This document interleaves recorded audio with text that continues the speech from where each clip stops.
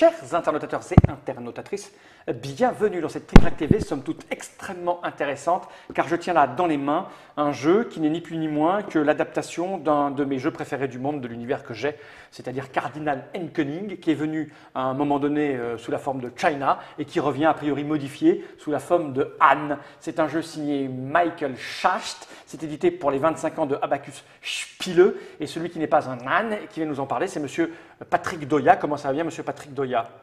Ça va très très bien. Tu as vu cette présentation incroyable? C'était énergique, mais ouais, je fatigue. Mais c'était bien. Celui qui nous accompagne, qui va probablement le découvrir, connais-tu Cardinal & Cunning? Absolument Pas pas. du tout. C'est monsieur Richard, notre stagiaire en statistiques et mathématiques diverses et variées.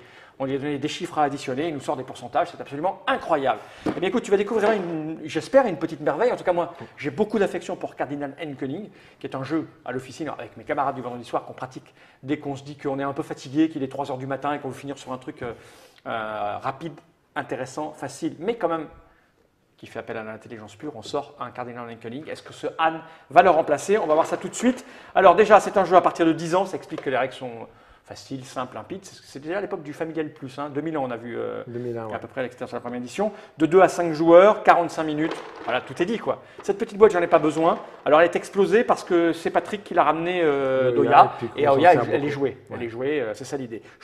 Non, je la pose là par devers moi. Je vais montrer la tranche de la règle. Alors, comme c'est un import Oya, la règle a été écrite en allemand. Voilà, elle est bien illustrée. Il y a un petit speech sur l'auteur et sur l'éditeur, puisque c'est pour les 25 ans de l'éditeur, c'est ça? Ouais.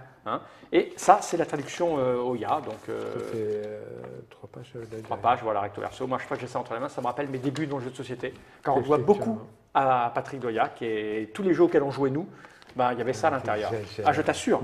Si, je t'assure que tous les jeux auxquels on jouait, il y avait ça à l'intérieur et on avait moins de soucis qu'avec ça, en fait. Parce que tout était précis. Ça, je te le rends, on n'en a pas besoin. Et j'ai envie de dire maintenant que tu as mis. Un peu le vieux, tu vois, putain, ça fout le boule. Là. Tout ce matériel est étalé. Comment cela fonctionne-t-il donc Juste ce qu'il faut remarquer, c'est que c'est de 2 à 5. Alors que. Avant, oui, on peut pas jouer de 3 à 5. De 3 à 5, d'accord. Pourquoi? Parce que c'est recto verso. Et surtout, il y a verso, parce que le recto, il y avait du rouge. Et oui, c'est ça. Ils ont rajouté juste le verso. Ah, qui n'est pas beau du tout. C'est la cité interdite. Ah, à l'intérieur. C'est la cité interdite. Et là, il peut jouer jusqu'à 5. Mais il se joue très bien à 2, avec d'autres modifications de règles. Et voilà, et c'est pour ça que c'est de 2 à 5.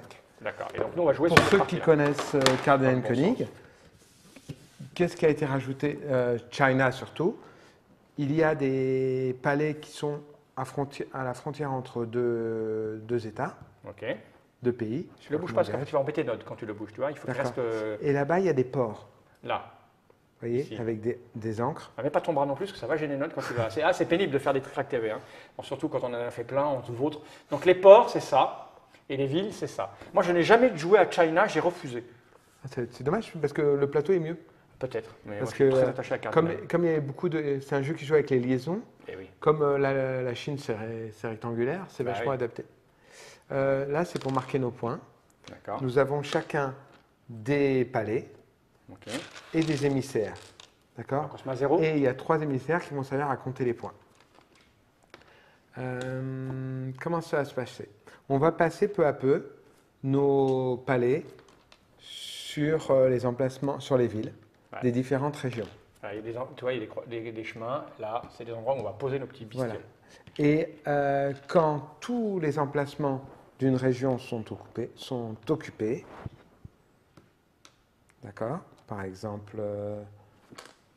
comme ça, le joueur qui a le plus de palais dans la région gagne autant de points qu'il y a de palais en tout dans la région. Ça veut dire qu'en tout, il gagne 6 points. Le vert gagne 6. Le deuxième gagne autant de points que le joueur précédent, c'est-à-dire qu'il gagne 3 points. C'est ça. Le troisième gagne 2 points. D'accord? Ça, c'est une situation. Mais par exemple, ça serait comme ça. C'est beaucoup moins intéressant pour le vert, parce que le vert gagne 6 points toujours. Mais le violet et le rouge gagnent 4 points chacun. Donc le ratio est vachement meilleur. 1 pour 1, tu gagnes beaucoup plus. D'accord? Mais ça n'arrivera jamais, je ne mettrai jamais 4. Sauf que on va pouvoir également passer des émissaires dans les différentes régions. Et les émissaires, il ne peut pas y en avoir plus que de palais d'une couleur. C'est-à-dire que là, on peut en placer 4 parce qu'il y en a 4 verts. Mais il suffit que… Moi, j'ai mis 2 rouges, là, par exemple. et ben forcément, on ne peut plus mettre que trois émissaires dans cette région. À quoi servent les émissaires? Ça sert à la fin de la partie où on regardera chaque frontière, c'est-à-dire chaque truc numéroté. C'est-à-dire entre là et là, entre là et là. En commençant par là, il y en etc. a un, après tu fais la 2, tu fais la 3, Etc. la 4, et tu comptes les points. Et pour savoir qui est-ce qui l'emporte, on regarde les émissaires qui sont présents et il faut être premier des deux côtés. Ça veut dire que là, par exemple, dans ce cas-là, là, pour cette frontière-là, le violet est premier en Wei et est premier dans Qin. D'accord? Il gagne autant de points que la somme des émissaires présents. C'est-à-dire qu'il gagne 1, 2, 3, 4, 5. Donc là, on lui a donné des points. On lui a donné des points, ça, un petit paquet de 100. Par contre, là, le vert est premier en Shu et est premier en Qin. Donc, il gagne 3 et 3, 6 points. D'accord? Là, entre Shu et Chu, le vert est premier là et il est premier ici, il gagne 5 points. Par contre, si on est dans ce cas-là, qui est-ce qui gagne des points? C'est pour toi, parce que lui, il s'est joué. Ah bah oui, là, Personne, il a bien exactement. répondu. Il a bien répondu. Exactement, c'est parce qu'il y a beaucoup de gens qui font l'erreur. Le problème, c'est que ça ne sert à rien, même si on en avait 3 ici, ça ne sert à rien parce qu'il faut être premier des deux côtés. Ce n'est pas la somme qui compte. OK? C'est facile. Voilà. Et on ajoute qu'avec les ports, tous les ports réunis forment une région. Et pareil, celui qui a le plus de palais dans tous les ports réunis gagne la somme des palais présents dans les ports. Recommence. Je peux le refaire. Celui qui a le plus de C'est à la fin de la palais. partie, c'est comme ça. Ouais. D'accord, je suis obligé de me pencher. Non, mais je peux le faire. Moi, je peux le faire. Attends, mais Si juste, tu- stop, ça suffit. Voilà, comme ça. Là, c'est toi qui as le plus de palais dans les ports. Tu gagnes 4 points parce qu'en tout, il y a 4 palais dans les ports. D'accord. Ok, Et le d'accord. deuxième gagne 3 points. C'est D'accord. comme une région qui est composée Ok, par c'est 3 ports. réglé. Ce qui permet de rééquilibrer la carte. C'était un petit peu le but. Les gens jouaient plus Ouais, ce plus côté-là. là-bas, bah oui, forcément. Parce que là, il y avait beaucoup de cul-de-sac. Et là, d'un coup, c'est plus intéressant. D'accord. Il reste une dernière chose, les routes commerciales. Si tu arrives à placer au moins 4 palais qui se suivent, tu gagnes 1 point par palais. 1, 2, 3, 4 à la fin de la partie. Tu peux très bien en marquer plusieurs routes. Hein. Par contre, la bifurcation ne compte pas. Là, ça fait 1, 2, 3, 4, 5. On ne compte pas celui-là. D'accord? Il pourrait être intéressant, par exemple, dans ce cas-là, il vaut mieux faire 1, 2, 3, 4 et 1, 2, 3, 4. D'accord? Pour marquer les Bien deux. sûr. C'est minimum 4. Ouais, c'est au minimum 4, mais on peut compter autant de routes commerciales que l'on peut. OK? Ok. Voilà. La spécificité de ces choses-là, c'est qu'elles sont, elles sont bicolorées. Voilà. Il y a deux choses que tu n'as pas expliquées encore. J'ai pas expliqué comment placer les trucs. Et ça, et puis ça aussi. Ça, c'est juste que. Alors, dans Cardinal König, on comptait tout à la fin de la partie. Ouais. Là- Non, il y avait deux comptages, milieu et fin. Là, il n'y a plus de comptage au milieu. C'est juste que dès qu'une région est pleine, On la compte tout de suite. On la D'accord. compte. Ça n'empêche pas de continuer à poser des émissaires, Ok. mais on compte tout de suite pour les palais. Par contre, si la région, par exemple, elle est comme ça à la fin de la partie, elle rapporte quand même 4 points au vert parce Bien sûr. qu'il y a 4 points en D'accord. tout. Ok. Et Donc on trois fait qu'un points pour comptage le à la fin. on fait un comptage immédiat dès Quand on qu'on pose, et dès puis, que c'est d'accord. plein. Et D'accord. par contre, les routes et les émissaires, on compte qu'à la fin. Ça, c'est pour le premier joueur. Ça, c'est le Huangti ou Oya, ça dépend. Mhm. Là, comme on est en Chine, c'est le Huangti. Le Juante. Huangti. Je boirais bien Juante. Et donc, tu n'as pas expliqué à notre jeune ami comment on posait Comment toutes jouer ces cartes dans les parce que régions. chaque- Tout le sel du jeu est là. À chaque jour suffit sa peine. Alors là, dans celui-là, on pose. Voilà. Combien de cartes face Trois. visible? Enfin, dans le jeu d'origine, Ouais, c'est ouais. 3. Après, Je ne sais plus s'il a fait varier en 4, mais 3, ça suffit largement de toute façon. Et on a également 3 cartes chacun. Et ces cartes-là, je vais te montrer avec les miennes. Chaque carte indique normalement deux régions.